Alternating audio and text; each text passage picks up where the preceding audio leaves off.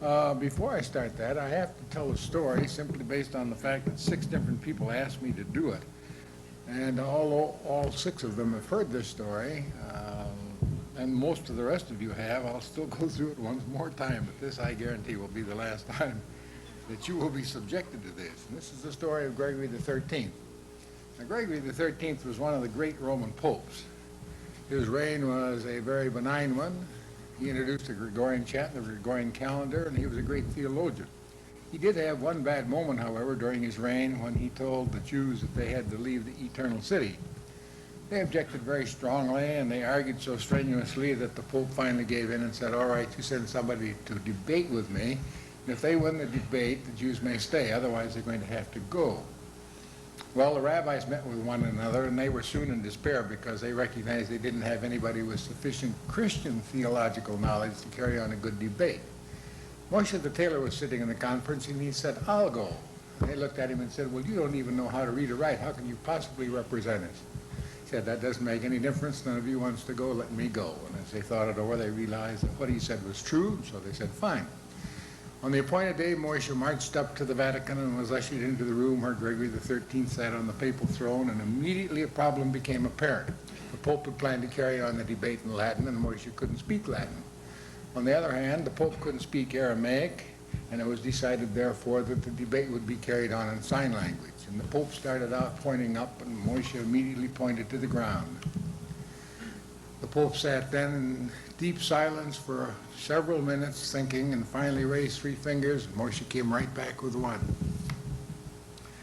Pope sat then for about 10 minutes in very deep thought, and finally turned to one of the priests and said, bring me the elements of communion.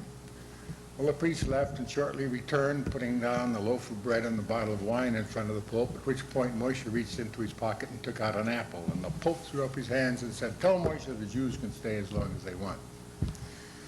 Well, after Moshe had left the room, the priests all turned to the Pope and said, we didn't understand the debate. The Pope said, that was so clear that any of you should have understood it. I started right out with the very first verse in Genesis. In the beginning, God created the heavens and the earth.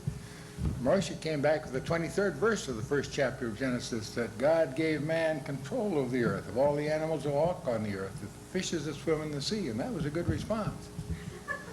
So then I decided to refer to the 19th verse of the 28th chapter of Matthew, where we speak about the triunal character of God, the Father, the Son, and the Holy Ghost. But Moshe came right back with the 4th verse of Deuteronomy, the 6th chapter, Hear, O Israel, the Lord thy God is one. And that was a very good response.